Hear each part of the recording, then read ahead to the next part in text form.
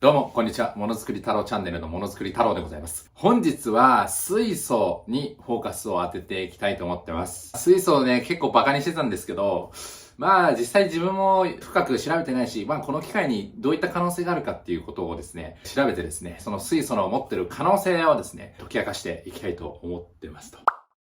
今日もクラウドのことなら、サテライトオフィスさんからスポンサードいただいてます。ありがとうございます。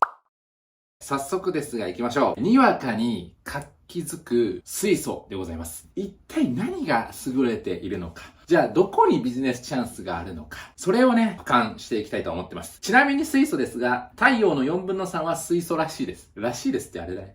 地球に届くエネルギーは22億分の1程度らしいです。やばいよね。それなのにこんなに人類が活動できるっていうすごいですよね。ただですね、水素を海外から買ってくると非常に高コストなんですね。なんでそんな高コストなのに注目されるかですよね。2022年の水素のコストは液化天然ガスと比較してなんと7倍の開きがあるそうです。液化天然ガスも徐々にですね、ウクライナ危機で値段上がってますので、その差はちょっと縮小はしてると思うんですが、まだまだ水素の方が高いと。しかし、こんな、なんでひらがなにしたかなっていう感じですけど、フロンティアみたいなね。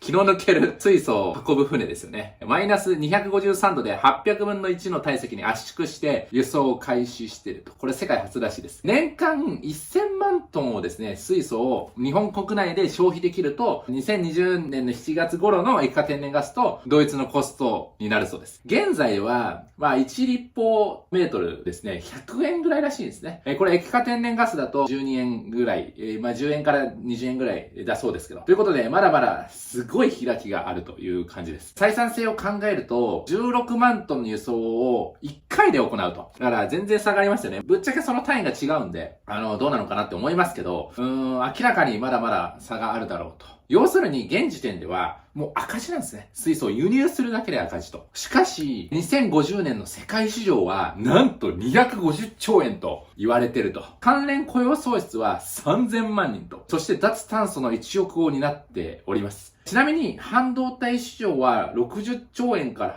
80兆円なので、水素を包括したですね、市場規模なので、一概に比較はできませんけども、かなりそのポテンシャルを秘めてるということが言えるんじゃないかなと思います。水素エネルギーの投資が加速してますと。活気づく投資や研究開発ということで、例えば事例を挙げると、ありましたね。トヨタがカローラ H2 コンセプトとか言ってですね、富士通スピードウェイ24時間耐久レースに参戦とかですね、これ調べてみると実はヤマハも水素エンジンを作ってると。5リッターの V8 水素エンジンを初めて作りましたですとか、あと水素ステーション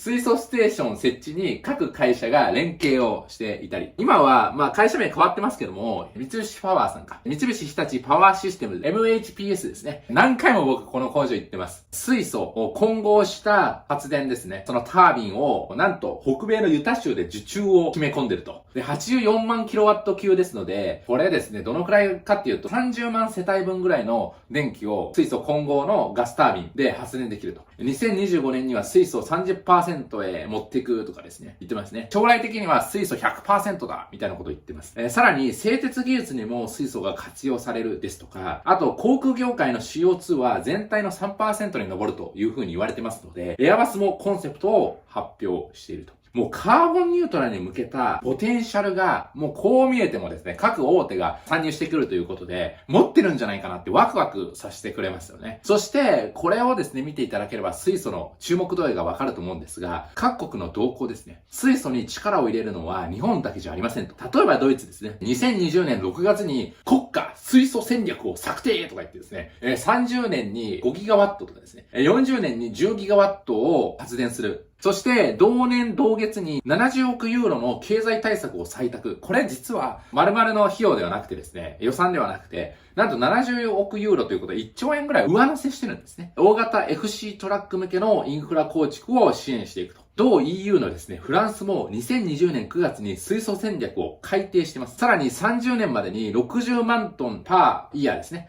グリーン水素の生産目標に設定しています。大型 FC トラックの開発を優先事項に掲げると。一方、大国の米国ですね。先ほど挙げたように、ユタ州の発電設備は45年に100%水素発電を目指していると。ささらにロサンゼルス港ゼロエミッション化に水素を利用すると。中国も16年に省エネ、新エネ車のロードマップで FCV の普及目標を設定し、かつ20年の4月に FCV 産業のサプライチェーン構築への助成を発表していると。各国がこぞってですね、水素に注力していくと。EU も30年までに電解水素の製造目標を設定していると。先ほど発電って言ったんですけど、製造目標ですね。30年には1000万トン余りのですね、水素を生産していくと。競合の国家戦略を見ていくと、よりわかりやすいということで、やはりドイツがメインロードをですね、引いていくと。ドイツが主導していくと。こんな感じで、これ経済産業省の資料から持ってきましたけど、ドイツ連邦政府とモロッコ王国政府はアフリカにおける最初のグリーン水素製造プラントの建設に向けた協定に署名をすると。ベルリンでやってますと。なんと20億ユーロですね。3000億円ぐらいを、こういった国際関係を構築するためだけに使っていいですよと。破格ですね。そして産業を強化し、国際市場を目指していくと。水素パッケージなる景気刺激策ですね。これちょっとやよってますけど、ドイツの技術を活用して水素製造などの設備を構築し、その設備を海外に輸出して、その設備で製造した水素をドイツに逆輸入っていうんですかね、輸入し、国内需要を補うと記載されている、明記されているわけですね。はい。もう水素にめっちゃ力入れとるやんけという感じでございます。さらにウクライナ侵攻で、これウクライナ戦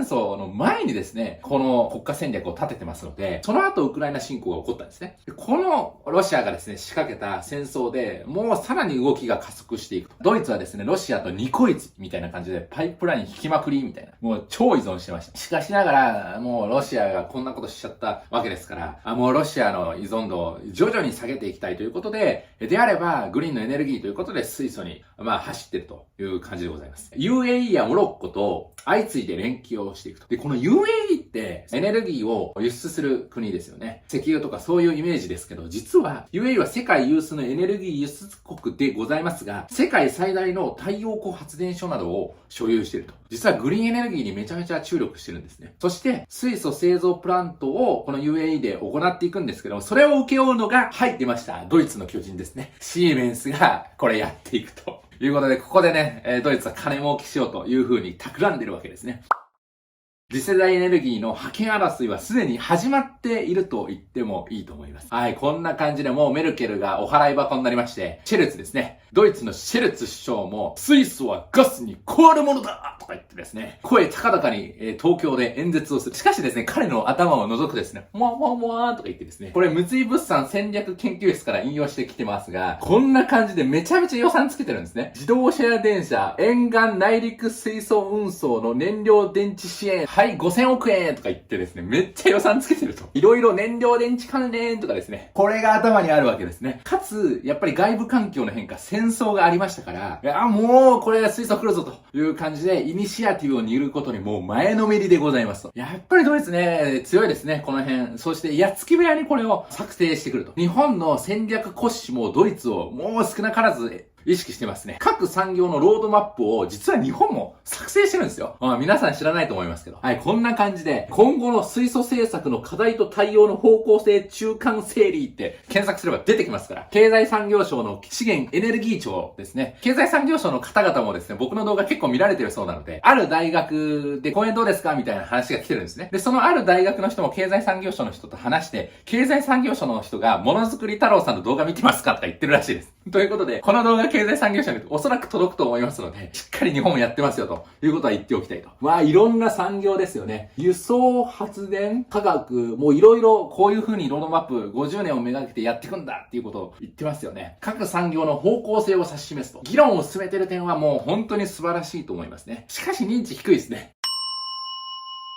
はい、2030年の目標としては、水素を3000万トンじゃなく300万トンですね。で、コストを1立方メートル30円ぐらいにしていきたいと。で、2050年には2000万トンを作ると。で、コストをやっぱり天然ガスと同じぐらいにしていきたい。もしくは天然ガスは将来上がっていきますので、それよりも下げていきたいという風に戦略立てて。そして、日本のそのエネルギー施策ですね。についても、水素って実は明記されてるんですね。2050年のエネルギーの約 10% を水素で賄おうそうじゃないかということで、実は戦略を描いています。ここから見て取れることは、水素は文字通り次世代のエネルギーと言っていいし、次世代のエネルギーと国が定義づけをしておりますと。なるほど。これは、ここに対して投資が活況になっていくだろうっていうことが想像に難くないと思います。そもそも水素エネルギーって何ですかと。水素言われてますけど、どういう風にそれエネルギーになっていくの？どこにでもある水からエネルギーを得ることができますと。これ昔ですけども、ドイツとスイス系科学者、ショーン・バインですね。ドイツ系らしいですね。名前が。水素と酸素の電気化学反応によって電気を発生させることができる、そういった原理を発見します。しかしながら、シーメンスってドイツの企業じゃなくて、シーメンスを作ったのがシーメンスさんでございますので、じゃあこのシーメンスさん何を発見したかっていうと、水蒸気の回転運動の発見を、実はシーメンスって発見したんですね。ああ、なるほどと。あれが今の企業になってんだなって感じですね。水の電気分解ということで、水に電気を加えてやることによって、水素と酸素を作り出すことができると。その逆の反応ですね。燃料電池は水素と酸素を混合すると、水と電気を生み出すことができると。要するに余剰電力があれば、水素を作り出すことができるんですね。で、その水素から電気エネルギーを作り出すことができるわけですよ。2H2O が、要するに 2H2 プラス O2 になるわけですね。O が2にならないと酸素にならないわけですから、ここ2をかけてるわけですね。この化学式がどういう風に役に立つかっていうことでございますが、太陽光によって発電した余剰電力っていうのが実は世の中にたくさんあるんですね。要するに昼間はですね、もう太陽光で発電してですね、九州とか四国だったかと思うんですけども、もう売電できねえと。電気が余っちゃって、みたいなことになってるわけですね。じゃあその余った電力もったいないやん。じゃあ水素をこの電気で作ってあげましょうと。水素は保管ができますので、貯蔵することができますので、好きな時に電気にすることができるわけでございます。必ず生まれる余剰電力を活用するわけでございます。そして、水素を作る時の水電解ですね。実は2種類あって、2種類以外にもあるんですけど、今大枠で進められたのは2種類です。パナソニックさんはまた別の方式なんか参入してきて開発をしてますけど、もうこれも動画で流れてると思うんですけども、基本構造は超簡単で、水がありますと。そこに対して、こういうような乾電池でいいんですけど、乾電池で電池与えてあげると、ポコポコポコっとですね、水素と酸素を生み出すことができるわけですね。この化学式が成り立って、そしてイオンも同時に発生し、pH が変わると。だからアルカリ性とか、酸性っていう風に触れるっていうことでございますと。こういう強アルカリ溶液を使う場合と、そしてもう一つが純水ですね。PEM 型と言われるもの。純水を使って水素と酸素を作り出していくと。規模によってですね、得手不得手があって、アルカリ型はどうなのかな、大規模型に向いてるとかですね。PEM 型はその小規模型に向いてますよ。みたいなことを言ってますよね。これ経済産業省のエネルギー庁の資料でございますが。作れますと。で、技術開発とか素材開発もですね、非常に活発化しておりまして、こんな感じで東レさんなんかはですね、イオンの逆流を抑えた交換膜を開発して、海外からいろんな引き合いが来てるという風にニュースになってました。で、東芝さんも部材の開発してますよね。超寿命化ですとか、貴金属、要するにレアメタルですね。イリジウムの使用を10分の1へ低減してますとか、あと省電力で水電解が可能みたいな感じで言ってますよね。こんな素材を新たに開発しましたよって。しかし、高出力化には課題があるそうで、今後も開発をしていくということで、活気立つ日本の材料メーカーと言っていいと思います。日本はですね、こういった材料非常に強いお国柄でございますので、頑張れって感じですね。頑張れって適当ですけどね、僕が開発するわけじゃないですから頑張ってほしいですよね。そして生成された水素にも実は種類が複数あるんですね。グリーンとかさっき出てきてましたけど、それをかいつまんでお話しさせていただきたいと思います。製造過程の温室効果ガスの排出でこれ判断をしていくと。で、まずグリーン水素ですね。これは何かっていうと、この再生可能エネルギーで H2 を作ると。これはもう別に二酸化炭素全く出してないじゃんっていうことで、超グリーンな水素ということでグリーン水素と。で、もう一つブルー水素っていうのがあるんですね。化石燃料で水素を作るんだけども、電気を作るときにですね、二酸化炭素が出るんですけども、その二酸化炭素を回収して、その地中深くですね、埋め込むと。実はこの技術ですね、日本が強くてですね、三菱重工ですね、三菱パワーだったと思うんですけど、シェア7割を握っていると。どのくらい CO2 回収できるかっていうと、9割ぐらい回収できると。これ本当かなって感じですけど、発電プラントによって1日4000トン以上回収できるというふうに歌ってると。4000トンってすごいですよね。水素を作るということですね。グレー水素っていうのはもう化石燃料をボーボー燃やしてですね、その電気で H2 を作ると。水素を作るということで、回収を全くしませんということで、めちゃめちゃ逆行しとるやんけっていう感じですね。これグレー水素。もう一つあって、ピンク水素ですね。エロいわけではないです。はい。原子力発電を使うわけですね。はい。ということで、これで H2 を作るという感じでございます。まあ、これはフランスなんかが推し進めてますよね。原子力大国でございますので。ということで、各国の戦略を読み解く上で、まあ、重要な指標になりますので、これ頭に入れておくと分かりやすいと思います。あと、イエロー水素みたいな、太陽光発電で作るものは、イエロー水素っていうらしいんですけど、そこも混ぜちゃうともうこんがらがるんで、4つにさせていただきました。ということで、各国の基軸水素が違うんですね。ドイツ、スペイン、ポルトガル等はグリーン水素が基軸でございます。米国だったり、フランス国はですね、ピンクとかグリーンを織り交ぜていくハイブリッド戦略を引いているということで、国の経済圏で戦略が異なりますので、これは留意いただけると分かりやすいと思います。そして今後は大規模施設がもう建造されていくと。この大規模施設っていうのは水素を一気に作るような施設でございますと。実証で先行している日本なんですけども、どういうことかっていうと、福島県にはですね、水素製造装置ということで、めちゃめちゃでかい水素を作る施設がございます。これは旭化成さんが作りましたね。イオン交換膜は世界ナンバーワンシェアっていう風に言ってますけど、東レがね、新しい素材開発してきましたので、どうなるかわからないですよね。まあ日本同士でバチバチやるっていうのはいいことですよね。かつ、東芝エネルギーシステムズさんとか東北電力ですね。そして岩谷産業等が参画していると。1時間になんと1200立方メートルの水素を作ることができますと。まあ約ですね。約。米として10メガワット程度らしいです。はい。で、旭化成は30カ国で製造拠点の実績があるということで、こういうような水展開するようなですね、施設を各国に作っていると。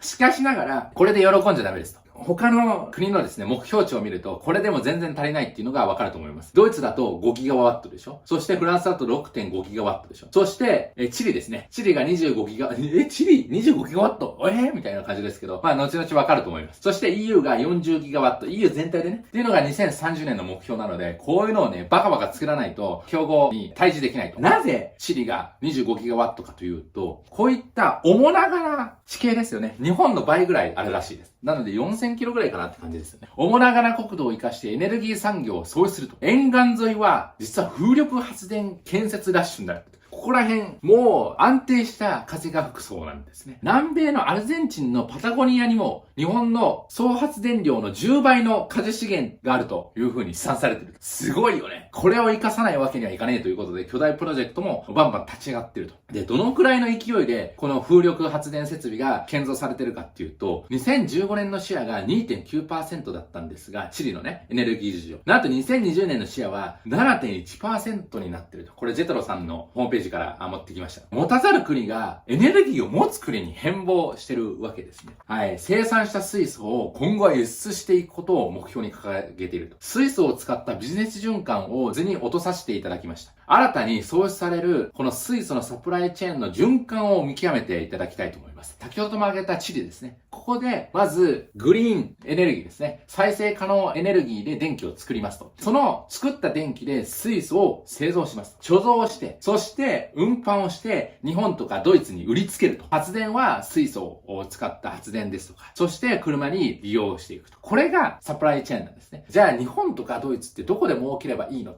ね、皆さん疑問に思うわけじゃないですか。そうなんですよ。ドイツとか日本は、この水素製造装置とか、こういった風力発電とか太陽光パネルをですね、このチリなんかにバンバン売りつけると。いうことですね。このシステムを売りつけると。まあ、太陽光パネルは中国で主に作られておりますので、こういったさ、風力発電だけじゃいけませんから。もちろんパワー半導体だって使われるわけですし、その他の電力変換ですよね。昇圧だったり高圧するわけですよね。そういった電子機器、電気機器がめちゃくちゃ必要になってくるわけですね。そういった設備をバンバン日本とかドイツで作って売りつけると。こういったサプライチェーンが動いていくわけですね。とか、車も作れるわけじゃないですか。エンジンもヤマハが開発したわけですよね。そういったものを海外に輸出するようなサプライチェーンが今後出てきますよねと。要するにビジネスチャンスが生まれ、製造業が躍動するわけですね。はい。市場規模は膨大でございます。新たな技術でイニシアティブを握れと。例えば、水素発電タービンですね。これ、なんと50年までに23兆円分もこの新たなタービンを作らないといけないと。水素に適応したタービンが必要になってくるわけですよ。そうすると、副次的な効果としてどういった需要が喚起されるかっていうと、工作機械が必要ですよね、タービン作るには。もうこんなんさ、いろんな全国で作られてるんだけど、もうすごいよ。僕も何回も言ったことあるんだけど、自分のさ、身長よりどでかいタービンがあるわけですから、それを金属から削り出すわけですよ。交差機械絶対必要だよねって感じですね。交差機械が必要っていうことは、切削工具が必要ですよね。さらに、その他関節材の需要が喚起されるわけですよね。自工具が必要とか、人材も必要ですよね。そして、工具だけじゃなくて、切削が必要とかですね。いろいろ副次的な工具がどんどん高まってくるわけですよね。もう、これ需要喚起と。結果、どうなるかっていうと、高砂、日立、長崎、呉の人々が歓喜と。はい。これ何かっていうと、三菱重工の拠点がある場所ですよね。高砂、日立、長崎、呉にですね、このタービンを作ってる拠点があるわけですよ。その人たちがもう大喜びするわけですね。もちろんタービンだけではなくて、水電解装置の需要を爆発ということで、これ年に 4.5 兆円市場になるというふうに言われていると。さらに輸送船の需要ですね。プラス貯蔵設備、施設、貯蔵施設がですね、5.5 兆円年間必要になってくる。FC トラックは50年までにどのくらいの需要があるかっていうと、300兆円という、日本の国家予算の3倍ぐらいのポテンシャルがあるわけですね。50年までの累計で1500万台必要になってきますよと。業界ポテンシャルはまさに膨大と言っていいと思いますと。製造業の裏方であるがゆえに認知が少ないんですね、問題は。ここら辺って、ちょっと普通の製造業と違うわけですよ。超重工業になるし、こういった造船とか水電解設備なんかもですね、重工業の部類に多分入ってくると思うんですよね。そして FC トラックはなんかやっとんなーっていう感じですけど、実はこんなにポテンシャルがあると。触れざるを得ないのが、鉄鋼業界ですよね。ここにも実はカーボンニュートラルの波が来てると。鉄鋼業界に関しては、救世主とみなされている。なぜかというと、こういったものづくりですよね。実は鉄鋼業が CO2 めちゃくちゃ出してるんですよ。これなぜかっていうと、鉄を溶かす炉があるわけですよ。で、ここの炉で高純度の鉄を生成するには、コークスが必要なんですね。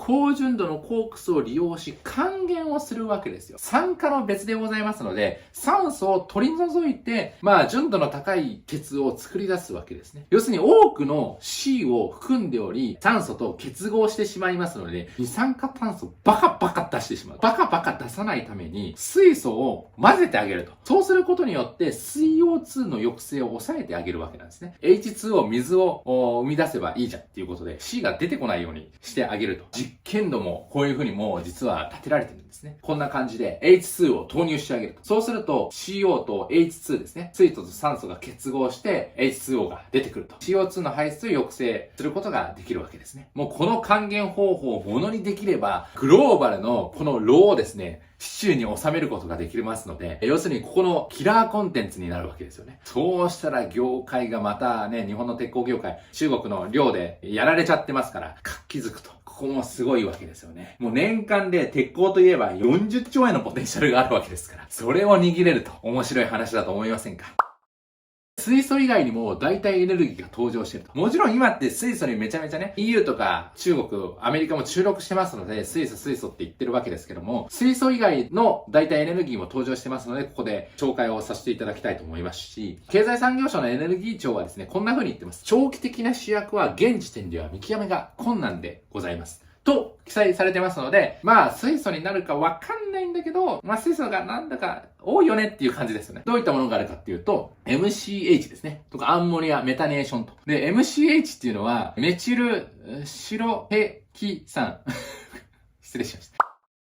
メチルシクロヘキ酸というものでございまして、トルエンと水素を結合させたものということで、これ常温常圧で持ち運びができるんですね。なので水素みたいに冷やさなくていいっていうことで、そこでエネルギーを食わないと注目を集めてるそうです。躍動する日本の製造業ということで、また出ましたね。元 MHPS ですけど、三菱パワーということで、水素とかバイオマス、都市ガス等を同時に燃焼して発電できると。で、アサヒビールでもメタンで発電を行っているそうなんですね。ビール作るとですね、メタンがポコポコ出てくるわけですよ。それを燃やして発電ができちゃうと。で、ヨーロッパにも納入が決定されていると。IHI はアンモニアに注目しまして、アンモニアをその石炭火力ですよね。石炭でボーボー燃やすところにアンモニアを孵化してあげると。IHI は石炭炊きボイラーでなんと 60% もそのアンモニアを入れてあげると。それで燃焼してあげればクリーンでしょ。はい。天然ガスで 50% の混焼を達成してるそうです。ほんまかいなって感じですよね。石炭を利用する発電所が東南アジアにはたくさんありますし、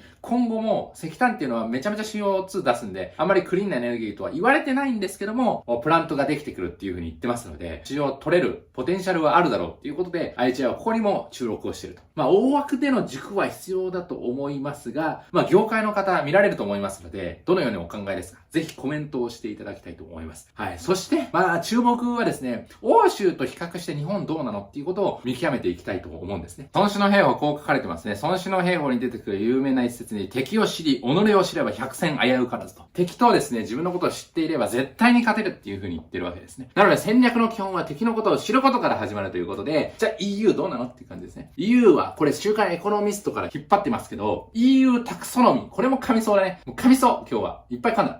タクソノミーでは、タクソノミータクソミー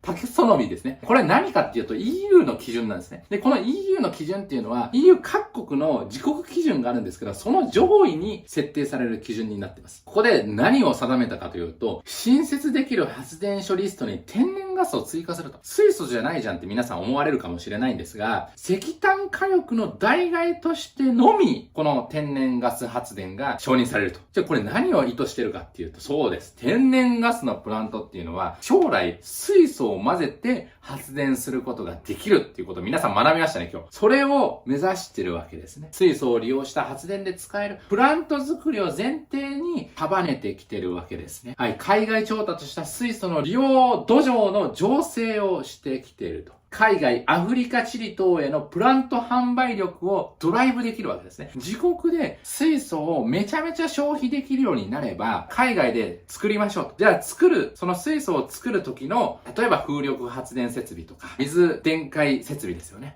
そこはシーメンスさんがやらさせていただきます、みたいな感じになるわけですね。そこで EU にチャリンと、ドイツにチャリンとお金が出てくると。フランスであれば原発を作りますので、原発を作る費用、チャリン、そこの保守メンテ費用、チャリンってフランスに落ちてくるわけですね。はい、40年までに水素パイプラインを建設すると。このパイプラインを引くと。で、それは、その天然ガスの横に作るっていう風に言ってるわけですよね。脱ロシアみたいな感じでやっていくと思います。半導体や液晶のようなリスク先行の投資規模によるパワーゲームに移行しつつあると思いますね。もうかなりドライブしてると。かなりこれは国家予算をつけてますと。量がコストを下げ、そして将来の果実を享受するわけですよね。水素をまず使える土壌をめちゃめちゃ赤字でもいいから作っていくと。将来黒字になってそこでイニシアティブ握れば、俺たちは儲かるからそれでいいよっていう風に言ってるわけですね。要するに官民を方向性アクションプランで束ね、死の谷を乗り越える投資の気構えがヨーロッパにはあると言っていいと思います。はい、こんな感じで死の谷って何かっていうと、まず研究して開発するまでに、それがうまくいくかどうかっていう魔の川があります。続いて開発して商品化する。需要がないと商品化できませんので、ここで死の谷があると。そして産業化ですよね。この水素をですね、産業にして一大産業にして国をドライブしていくんだって言ったところにダーウィンの海があるわけですね。要するにここにたどり着くためには死に物狂いでやらなあかんということで、もダーウィンの海だよ。めっちゃ広いんで。ここ、死の谷ダーウィンの海。